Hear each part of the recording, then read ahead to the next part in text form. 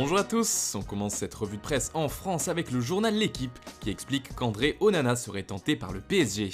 L'été dernier, le gardien de l'Ajax était dans le viseur du club francilien, mais ce que révèle le quotidien dans son édition du jour, c'est que le portier camerounais serait attiré par Paris. Onana pourrait bien changer d'air cet été et l'aventure en France le tenterait bien. De plus, le rôle de doublure de Navas ne le refroidirait pas. Le PSG ferait ainsi partie de la liste des destinations possibles pour l'ancien gardien du Barça. Mais du côté de Paris, il faudra d'abord régler les cas de Sergio Rico, prêté par le Séville FC cette saison, et d'Alphonse Areola, prêté au Real Madrid sans option d'achat.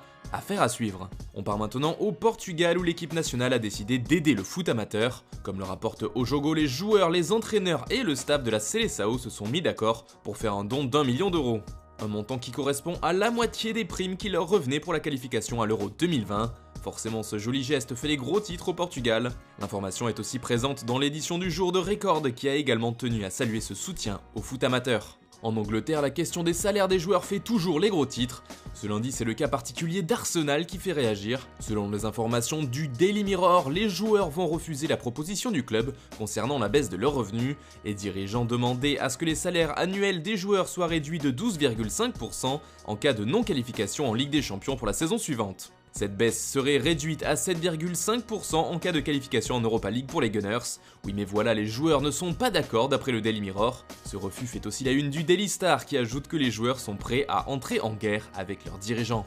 Du côté de l'Espagne, le mercato du FC Barcelone fait toujours les gros titres et en particulier le dossier Lautaro Martinez. Il est très proche de la Catalogne si on en croit le journal Sport. Celui-ci met en avant les déclarations d'un des agents du joueur, expliquant qu'il y avait une possibilité très grande pour que l'Argentin quitte l'Inter en faveur du Barça. Le club Blaugrana continue de travailler sur ce transfert mais espère qu'avec le joueur de son côté, le club milanais facilitera son départ cet été. Et d'ailleurs, un des joueurs qui a souvent été évoqué pour faire le voyage dans le sens inverse fait la couverture de Mundo Deportivo. Il s'agit d'Ivan Rakitic, qui a donné une interview aux médias catalans. Il déclare qu'il ne veut pas être une simple monnaie d'échange. « Je ne suis pas un sac de patates », a lâché le milieu croate. Toujours en Espagne, le mercato du Real fait également beaucoup de bruit.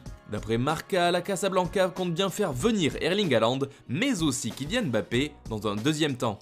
L'objectif de la direction madrilène est de transférer le joueur de Dortmund dès cet été en payant sa clause libératoire, qui s'élève à 75 millions d'euros. Et pour le français, l'idée du Real est qu'il ne prolonge pas avec le PSG. Son contrat qui se termine en 2022 obligerait Paris à le vendre à l'été 2021 pour éviter de le perdre sans contrepartie. Les plans du Real font aussi la une du journal AS ce lundi, mais cela concerne cette fois le milieu de terrain. Zinedine Zidane a besoin d'un renfort dans le profil de Casemiro et aurait 3 noms en tête, 3 joueurs français.